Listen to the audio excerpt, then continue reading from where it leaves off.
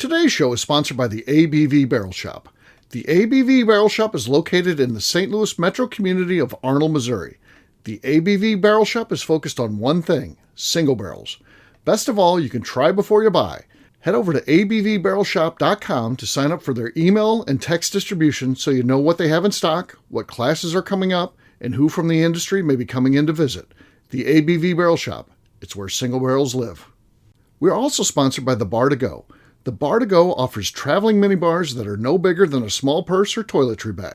Best of all, they are fully customizable so you can create the perfect piece that is unique for you.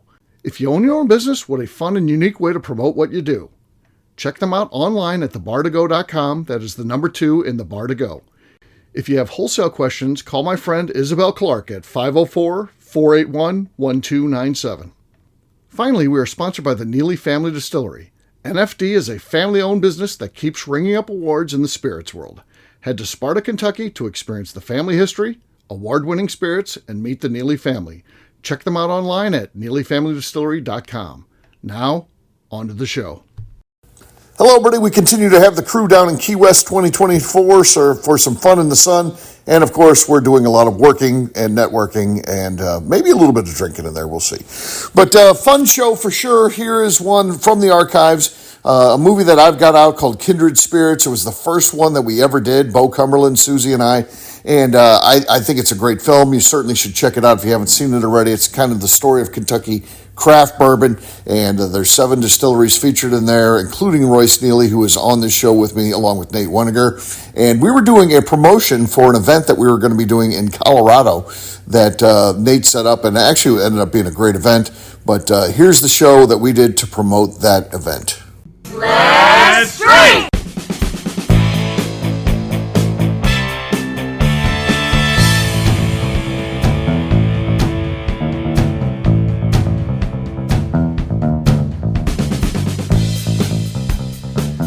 Welcome to the Bourbon Daily, the podcast about everything bourbon delivered to you Monday through Friday every week. Today on the show, we are discussing the screening of Kindred Spirits at the Mayan Theater in Denver on October 10th we are going to be conducting. My name is Steve Akeley. Please join me in welcoming my special guests, Royce Neely and Nate Weniger from the 5280 Whiskey Society. Hey guys, how you doing? Hey, what's going on? Great, yeah. So we're going to be talking about this event, what it means, what we anticipate to happen.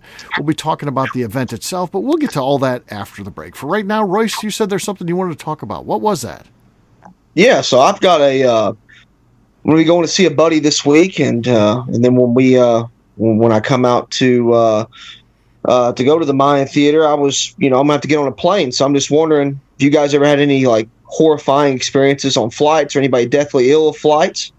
Because I've definitely got my expectations for this flight. So okay, I used to hate flying, like be afraid of it, and I used to only fly when I go to Las Vegas. I would go to Vegas a couple times a year, and I'd get all upset because I didn't like it and all that. And then I had a job where I used to have to fly all the time, and then it became I didn't care about it anymore. But what I hate about flying is people. It just seems to bring out the worst in people. They don't respect boundaries. You're sitting next to someone and they peel their shoes off and they cross their legs and their foot is basically in your lap then, and stuff like that just drives me crazy. It's like, this is my plane too. Why do I have to sit here now with your stinking foot in my lap? I don't like that kind of stuff. I hate flying. I just hate it. That sounds like it actually happened to you. Yeah, more than once. Yeah. So it's never anything good. Nothing. I've never had like, oh, this really cool happened on a flight. No, nothing like that at all. A couple of times people got sick on a flight, which I don't understand that. So 'cause I don't do good on like amusement park rides and stuff like that. But I've never got like sick on a flight or anything. But yeah, there's people vomiting and can't quite contain themselves right on the floor and in the aisles and stuff. It's like, oh, what the hell? Ugh. You know what? What's happening? I'll tell you what, Royce. I'm your worst nightmare on a flight. I'm 6'4", 300 pounds, and you know what I am is when I walk down the aisle, I look everybody in the eye, and sometimes I'll do a little fake, like I'm gonna sit in that row and be like, "Well, and look, and this is my seat right here," and then they kind of freak out, and you can tell the disappointment and disgust on their face, and so I always book the emergency exit roll and the either in the aisle or the window. Just you and Bo Cumberland should travel together. Yeah. The three of us. That'd be a trio. Yeah. So, Right. yeah, speaking of Bo Cumberland, I did a podcast earlier today with Alan Bishop, and Royce. He said you had a situation where you're like, is this the Alan Bishop? I think that's my material you stole there, because I always do that with Bo on elevators. I love when an elevator door closes and we're with someone to say, wait a second, is this the Bo Cumberland I'm on here with? Alan's a damn liar. That's not how that goes. It goes the complete other way every single time. He's always like, "Hey, this is Royce Neely. He's on the Moonshiner Show. You ever seen him?" And just like every time, just in random spots. We were after Bourbon on the Banks. I was sitting there like trying to enjoy a glass of whiskey at dinner. The waitress comes up and he's like, "Hey, have you ever met the Royce Neely?" And this girl looks at me like I'm actually somebody. I'm like, he's a liar. That's Royce Neely right there. So that's how I'm going to introduce you, man. God bless. Yeah, that's the Royce Neely. Yeah, the Royce Neely. Yeah, like that really carries anything. So yeah, then I tried to start flipping it on Alan, but I don't think anybody ever believes Alan's anybody. So he just has the wrong look. Why wouldn't they think he's somebody? He's got the bad look over there, know. Yeah, he's got a bad look going. So yeah, he needs to work on the look. Yeah, about 3/4 lit. Looks like he just got done fighting the Civil War. Yeah. Oh, he's got some crazy hat on. Yeah. Well, crazy hat. Yeah. Pairs it with earrings though, so you wouldn't think you'd think he's all like old school, and then you look, he's got earrings and stuff. So yeah, it looks very modern on that. Alan's a hell of a guy, so we always have a really good time together. Yeah. It's important to point out too, this is a recorded show in that not only are we releasing it as a Bourbon Daily episode, but we've also recorded the video of this. So those that want to see that, Nate, you're going to actually post this. Where's this going to be posted? So people, if they want to go see video of this, I don't know why they would, but if they would want to, where would they go? We'll post it on all our social media. So it'll be on 5280 Whiskey Instagram. People will be Facebook. Unfollowing you like crazy. They'll be like, oh my God. We're going to have this all over. We'll have it on our site, 5280whiskey.com. So we'll be posting it around and giving everybody an opportunity to meet you guys that don't know you and get to learn a little bit about what's coming. You'll learn something about Royce. I know that. I mean, look behind him there. It's beautiful the way he's decorated his place there. Yeah, lots of love on the walls. Lots of love on the walls. He's got the two hands together, making that. Is that your hands there doing the heart symbol? I painted this. You painted that. That's beautiful. Yeah. Well, that's interesting stuff. So on this show, even though we are on video here, we're going to do it just like any other show that we do. So what is everyone drinking? Royce, we're going to start with you, man. What are you drinking there? I am drinking a New Riff single barrel. Okay. It's decent. It can be beat, but it was decent. All right. Can you beat that, Nate? I already know that I never beat it.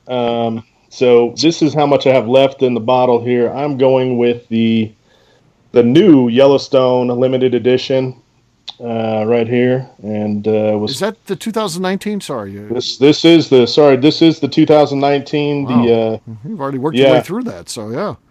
Yeah, we actually got a few bottles of this at our event with Mr. Steve Beam when he was in town a little bit ago. So, all right, here we go. Well, that was weak. Royce has definitely got the lead so far. So yeah, bottle kill coming up there.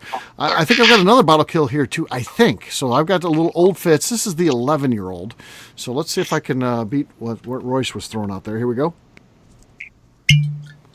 Do you think that was enough to beat Royce? No. Let's see if we can do a bottle kill here. It's close. That's a good point. It's very close, and it is. It's done. Old Fitz is done. It's done. It's done. So just a little pour there. I got room at the top of the glass. I could have had more in there. So cheers, gang. Cheers. When you get done drinking that, you also going to be done. Yeah, I will be done as well. So, and I've got to edit some shows tonight, so that should be interesting. Who knows what you're going to hear tomorrow on the ABV Network? So I'm editing after this, so we'll see what happens. All right, what we'll do next, we'll take a quick break, and then when we come back, we're going to be talking about this event coming up. Looking forward to that. We'll get to that in just a few.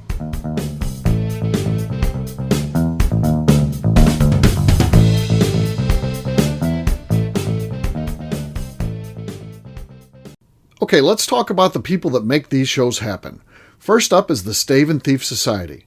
Via their in-person class at Moonshine University in Louisville, Kentucky, the Stave and Thief Society is the place where you, a bourbon enthusiast, can expand your knowledge and emerge an executive bourbon steward. In 2017, I completed my executive bourbon steward certification. It's the most comprehensive bourbon certification available and connects you with an expansive network of bourbon enthusiasts and professionals. Check out the full listing of in-person and online certifications and join the society today by enrolling at staveandthief.com. Speaking of executive bourbon steward certification, the ABV Barrel Shop in St. Louis, Missouri has developed a unique partnership with the Stave and Thief Society to offer a preparatory class to assist you in getting your executive bourbon steward certification. This prep class costs only $25 and is available to take live or online via Zoom. Graduates of our class receive a coupon code good for 15% off your executive bourbon steward certification held in Louisville, Kentucky. This saves you almost $90. Additionally, you can collaborate with fellow attendees to split travel costs when you go to Louisville. If you're interested in signing up for the class, simply head over to abvbarrelshop.com and check out the classes and events page. Last but not least, we are sponsored by Neely Family Distillery. Royce Neely is the 11th generation distiller in one of America's oldest distilling families. A visit to Neely Family Distillery takes you through family history, where you can see all the artifacts and newspaper clippings through the years from this family that started distilling in America after James Neely arrived from Northern Ireland in 1740. Today, Royce Neely and his team are crafting some of the best spirits in America. Their bourbon and absinthe offerings keep winning top honors in the spirits competitions. Recently, their absinthe made history as the first platinum winner in the absinthe category at the San Francisco Spirits Competition. Neely Family Distillery is definitely a bucket list destination if you are a bourbon fan. Learn more about their spirit offerings, visiting their facility, and the awards they have collected over at neelyfamilydistillery.com.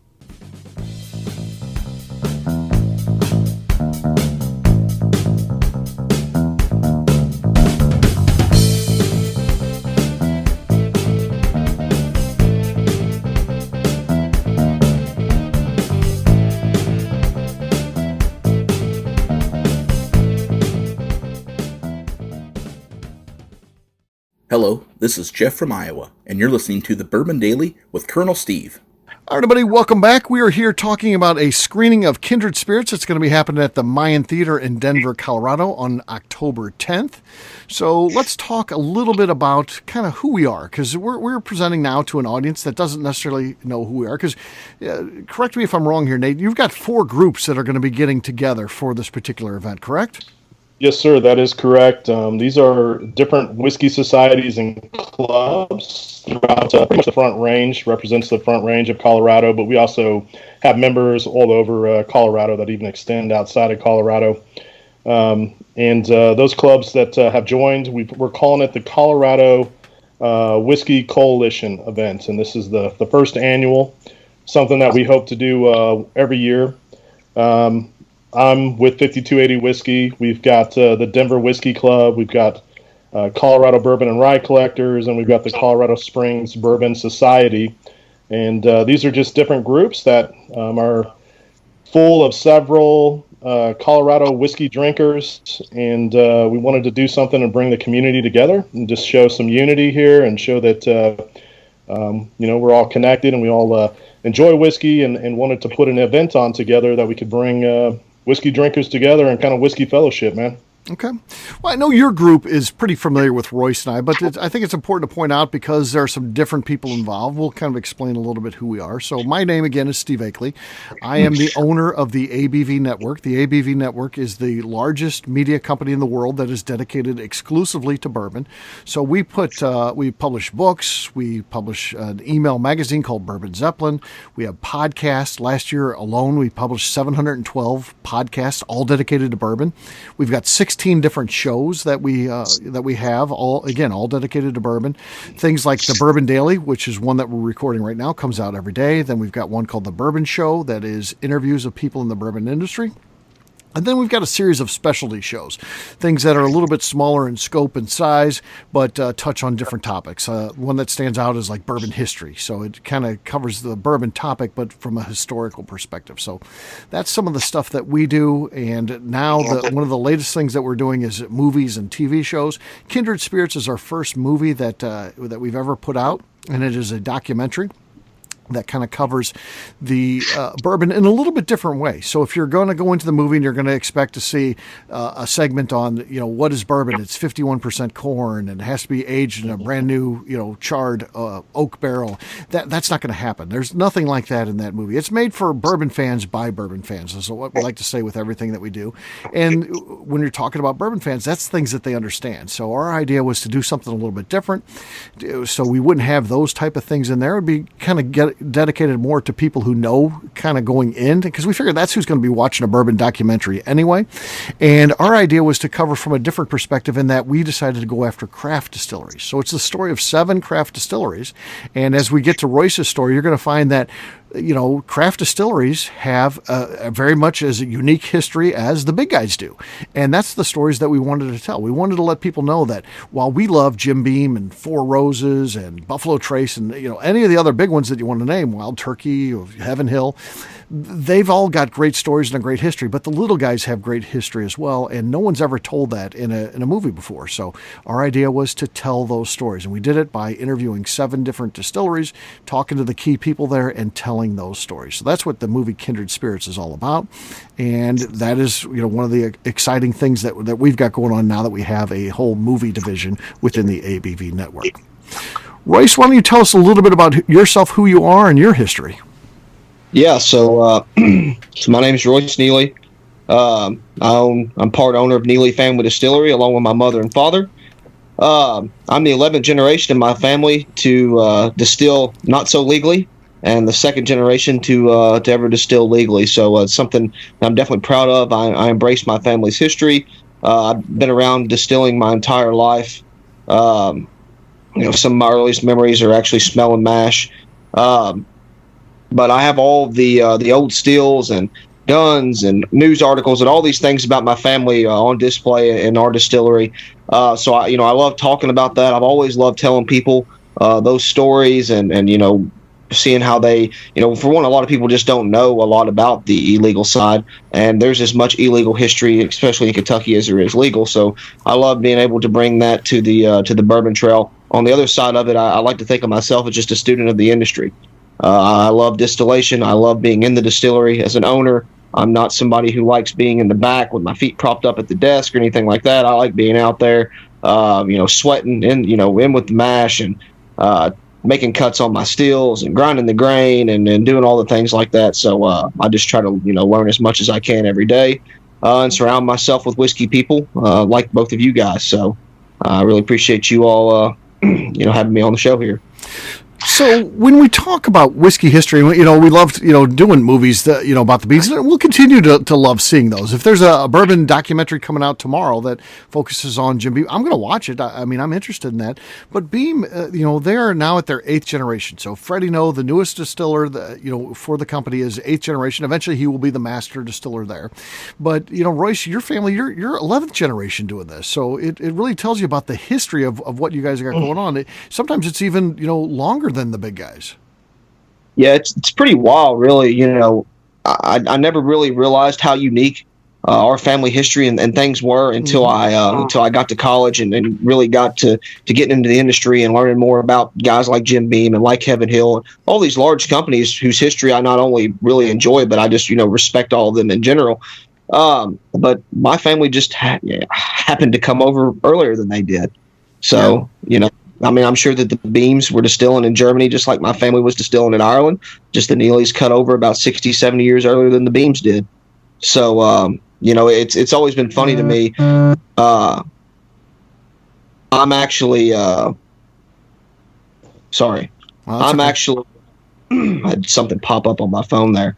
It's always been funny to me. My grandfather and great-grandfather could not read or write, but they knew how to triple pot distill. But that tells you how they're passed down, passed down through families. And I've always thought that was just really neat. Our family's, my great-grandfather's moonshine recipe has never been wrote down. It's something that my dad, verbally told me, and it's something that we just, both of us keep up here. So I always thought that was really neat and something that I've cherished. One of the things that I think is really cool about your history is that time in the whiskey industry was really scheduled to be over. I mean, your father made a conscious decision to not be in that industry. He had seen enough heartache, enough death, the stories that, bothered him because moonshine, we almost have this Hollywood version of it now that it's kind of fun and that just people out in the woods and they all like each other. They're all joking around. They're stealing each other's equipment and goofing on each other and doing practical jokes because we watched the Moonshiner show. But in reality, that's not how it was. These were businesses. And many times these were, when there's problems came up, they were settled with guns, right? Yeah, unfortunately, then that's, something that is way too over dramatized and it's not accurate at all. Once again, I grew up around the guys that actually done it illegally. Right. Not only my family, but my grandpa's friends. I mean, I still hang out with a lot of these, 80 and 90-year-old men. I've got one of my good buddies has been shot 16 times since he got back from North Korea. Right. All swacked over moonshining. So I grew up knowing all of that. So when, when I started seeing this image portrayed of, this old guy with a beard and everybody's happy and we, it's like a big game and you take my still, I take your still, and then we all become buddies later. That's not at all remotely right. How it is. And there's still a lot of old timers that are and guys that are making it in the mountains that I'm sure would still put you in a hole pretty quick.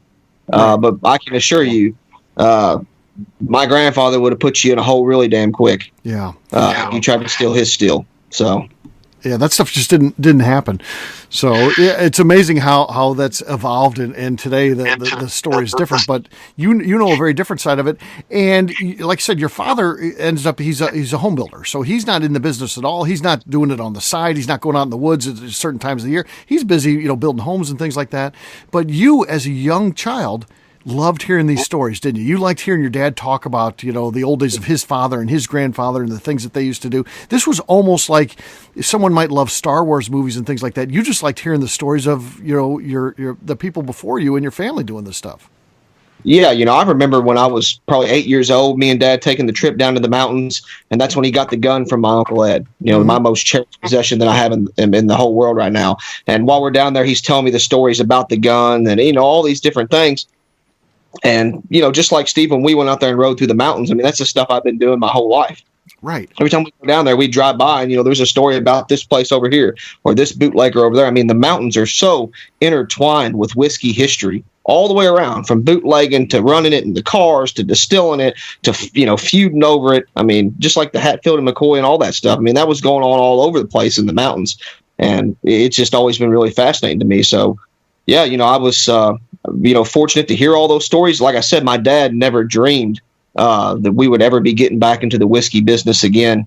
And he was pretty upset with me when he found out that I was making it and distilling illegally. Yeah, how'd they catch you? Because that's a great story, too. We can't pass that thing up because the fact that you got busted, not by the feds, not by campus police, not by local police, not by state police, but by your parents. And how does that come about? How do they get on to you that you were making at University of Kentucky dormitories? I know that's not where you went, but that's where you were staying, and you had this operation set up. So how did they bust you then? Well, with anybody that has kids that are in college, I'm sure you know that they always are asking for money. And I, like other college kids, have been asking for money. And then once the bootlegging operation was going good and, we were selling quite a bit over my buddy's house, I thought I had a fair amount of cash. Right. And you think you're almost like, I'm doing the parents a favor. I'm not asking for cash now. But they're smart enough to know this means something, right? Yeah, I mean, I got $100 a gallon out of that moonshine I was making. I could easily make 4 or 5 gallons a week. Right. Yeah. It's not bad money for a college kid. Right. Yeah.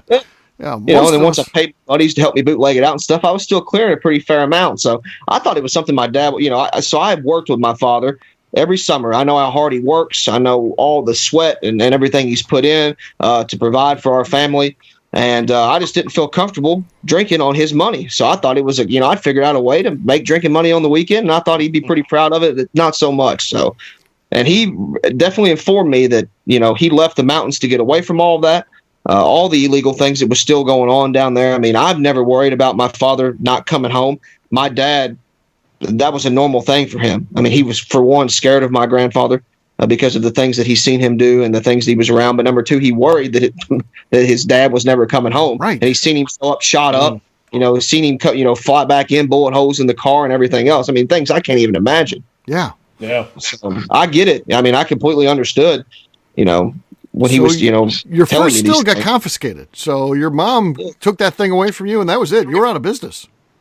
Yeah, we were down for a little while. We built another one, but we were down for a little bit, and then we got back into it. So, and I fell in love with it. So it had nothing to do with drinking. I mean, don't get me wrong.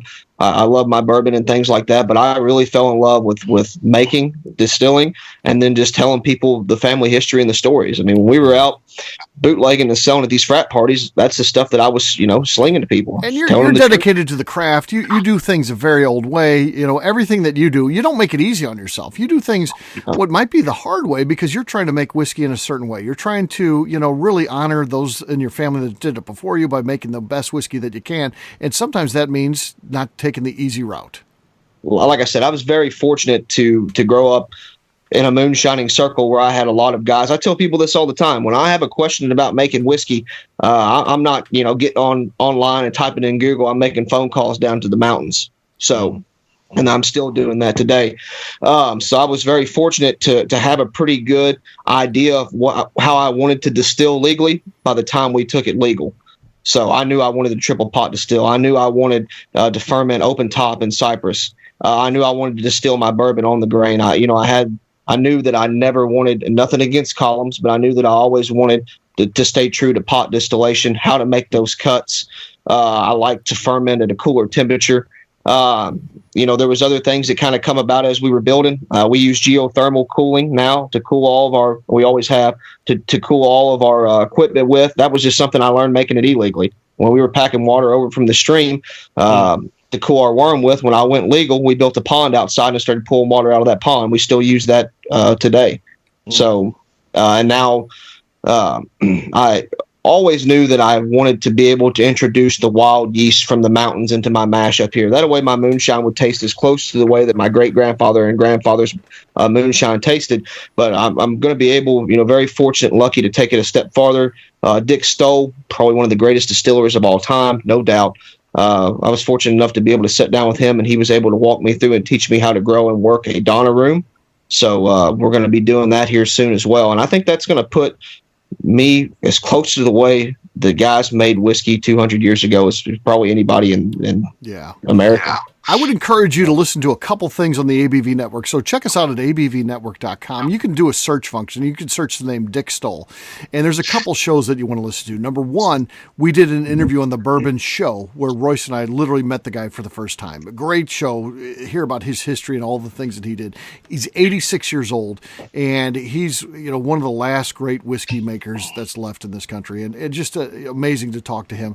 But then Royce and I went up to Lancaster, Pennsylvania, and spent some time with him. And we did a show that I think for one of our shows that we just did off the cuff, literally nothing in front of us, anything like that, no preparation.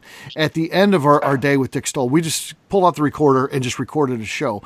And I think it ended up being one of our greatest pieces of work that, talking about our day and that. So and that's an episode of the Bourbon Daily where we do that. So check that one out as well.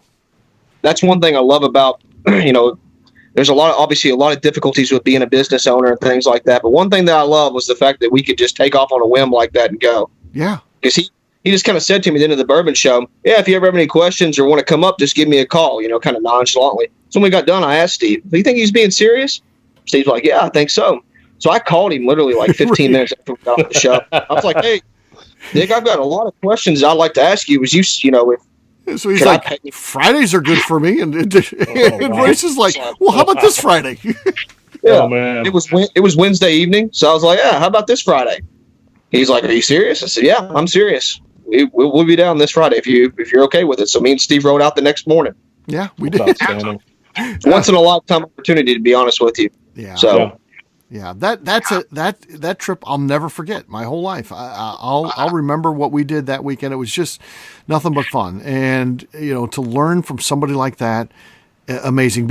And Dick Stoll is a guy who the world might have passed him by. When you talk about, iPads and email, he doesn't know what you're talking about. He has no idea. He doesn't care about any of that. Doesn't know any of that. You would think that he's confused if you start talking about that stuff. But then you start asking him about whiskey, and he can tell you what pH level down to the 100th of a percentage point that it needs to be, and what temperatures were, and anything about whiskey he remembers exactly, like having a book on how to make whiskey right there in front of you live. It's fascinating.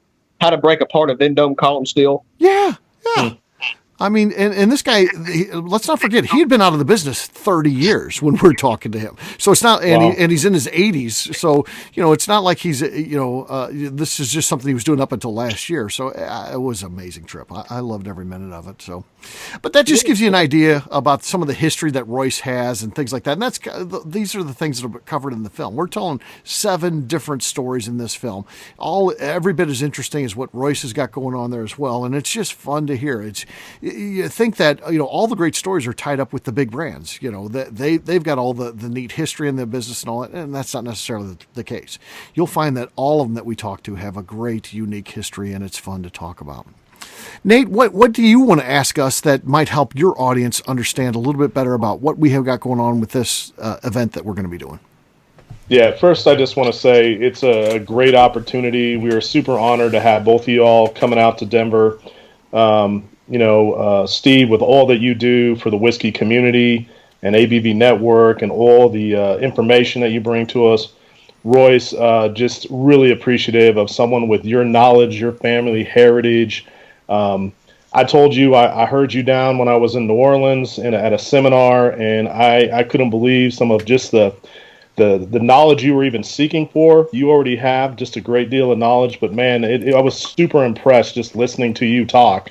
And I know you're humble, and but I know also that you have significant history and knowledge that I think is an honor for us to bring to Denver and to be able to share with our whiskey community. And look forward to hearing you and seeing the documentary. I've seen it when I was down there, and I really thoroughly enjoyed it. And just seeing, like you said, the stories of these different distilleries and where they came from. It was something really cool to see. We have a community out here. We've got some distillers and some definitely some smaller distilleries around here, and and I think that there's a community in Colorado that likes that, and I think it's going to be great for them to see that in Kentucky and what's been going on in Kentucky, because a lot of times people do just think of Beam and Four Roses and Heaven Hell and Buffalo Trace, and they don't realize some of the heritage and history that's there and who was there first and really producing the spirits. And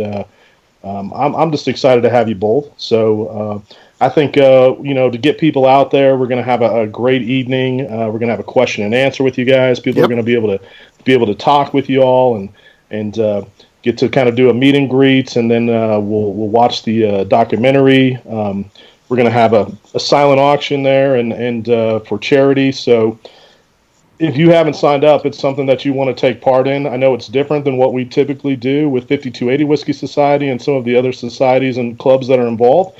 And I think it's an excellent opportunity to do something unique and kind of special. And we're very, very honored to bring you two out here, and appreciate you guys coming out here and being a part of it. Yeah, we're really excited to be out there, and it's a great opportunity for us to see and sit down and just enjoy the movie with some fans. So people that haven't heard these stories before, it's an honor for us as well. So we're excited about the chance to do that, and we'll have a Q&A afterwards. Ask us anything that you like. I'm going to bring some of my club cards and things like that if you're interested in learning more about the ABV Network, and we've got a whole club where you can save some money at some great businesses and things like that, and get involved. We've got some educational opportunities through the club. We'll be talking about all that kind of stuff too. So great opportunity to learn a little bit more about what we're doing.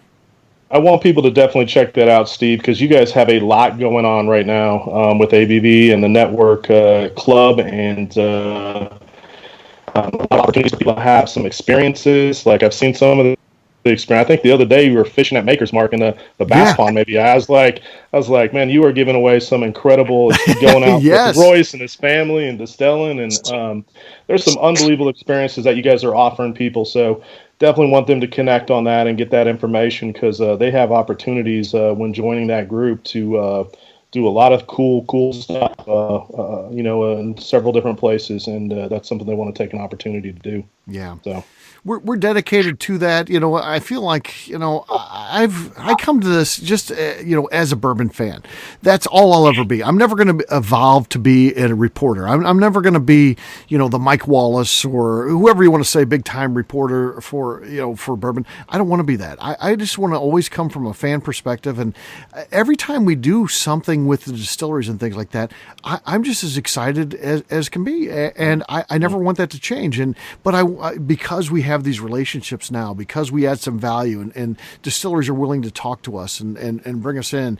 And I want to share some of that with people. And how do you do that fairly well? You get something like a club together and you're like, these are the people that, support us. These are the people that should be allowed to win these opportunities and join us. So yeah, it's a cool thing for sure. Absolutely. Yeah, it's awesome. So tell us a little bit about the event, exactly when it is, all those type of things, how, if you want to get tickets and those type of things, where do you need to go to get tickets? What's the cost and all that kind of stuff? Because not only do the clubs can do this, but the general public, if they're hearing this and they happen to be in the Denver area on October 10th, they may want to get involved. So tell us, Nate, how we can get involved. Absolutely. So the event's going to be Thursday, October 10th. We're going to start at 6 p.m. We're going to do kind of a meet and greet, a little whiskey fellowship. Everybody's going to get some cocktails, courtesy of Limestone Branch Distillery and Luxco. And we'll have the silent auction going. We'll have the ABV Network table going. We'll have you guys out there and kind of mingling and connecting with some whiskey lovers. And then we'll head on into the theater, and we've got this great Mayan theater. It's a great old Art Deco theater. We've got the whole upstairs. We'll go in there. We're going to watch the documentary together. There'll be food available for purchase, popcorn, pizza, whatever you get when you go to a movie theater. Yeah, all like this all that stuff, stuff. Yeah. Milk duds, I don't know.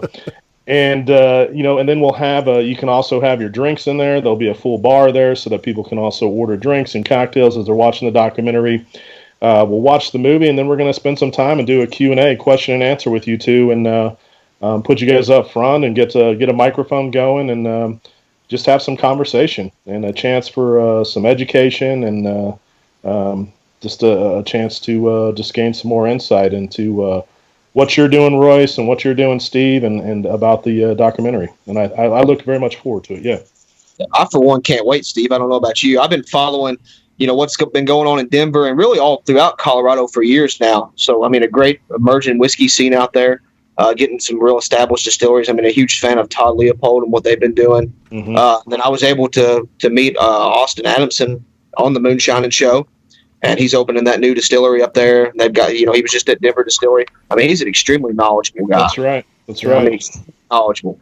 So, and he has done a lot of really, really cool stuff. So, I know that, I'm a whiskey guy. So I like hanging around other whiskey people. So I can't wait to come up there and just meet everybody. Yeah.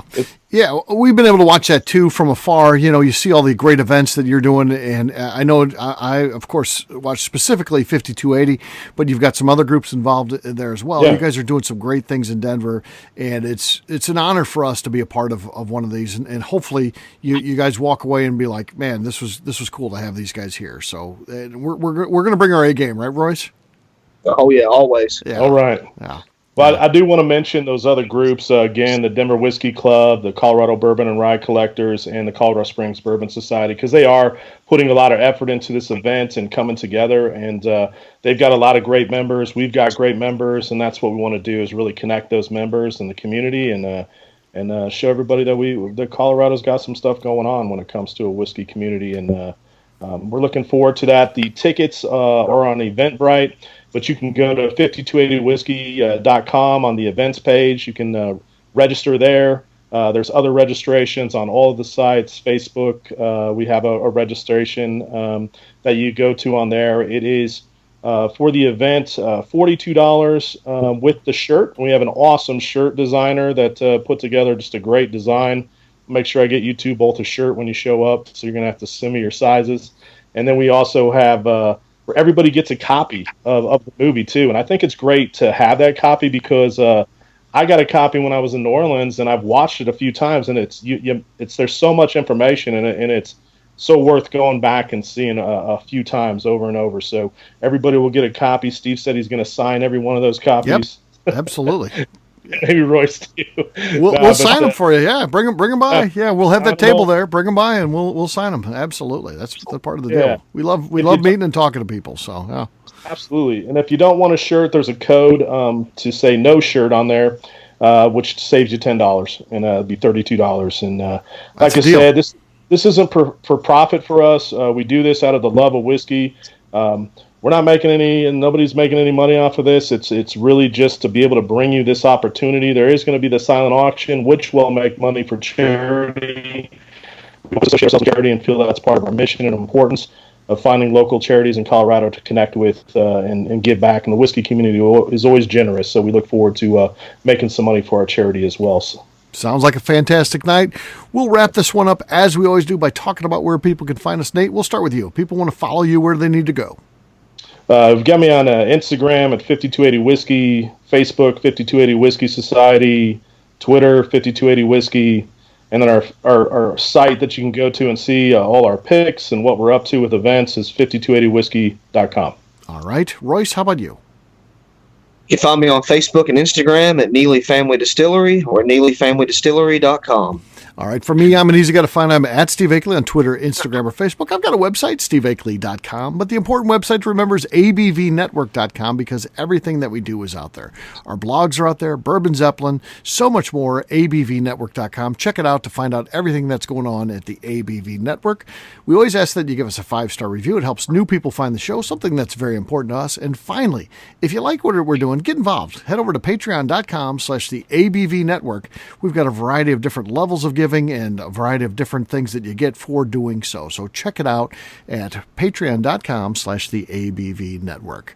Well, good stuff today. And of course, if you want to see this on video, I don't know why you would, but if you want to see it on video, it's going to be out there, 5280, as well as the other clubs. I'm sure will post it as well. Don't you think, Nate? Oh, yeah, of course. Yeah, so follow any of those, and you'll be able to see what it's like behind the scenes of us recording one of these episodes. First time we've ever released one just to the general public. We do some of this stuff behind the scenes for Patreon supporters, but now is an opportunity to see what it's like. Me in my dingy basement, Royce at his house, and Nate.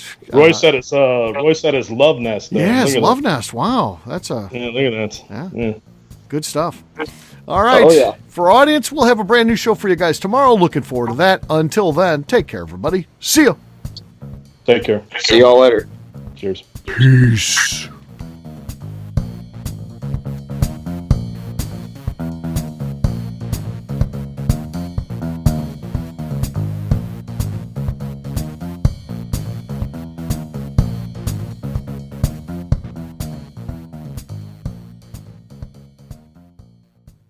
Before we let you go, let's talk about one last thing, the ABV Barrel Shop in the St. Louis community of Arnold, Missouri. The ABV Barrel Shop is focused on a couple of things. First of all, single barrels.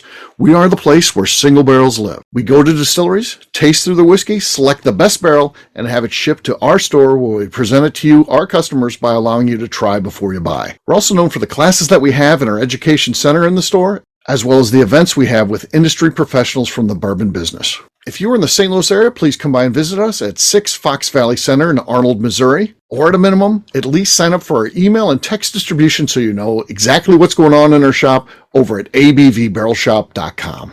This is Steve Akeley, owner of the ABV Network, signing off. We thank you for listening to our programming and truly appreciate your support. The Bourbon Daily is part of the ABV Network. For more information or to become a sponsor, please visit abvnetwork.com. Thanks for listening, and cheers.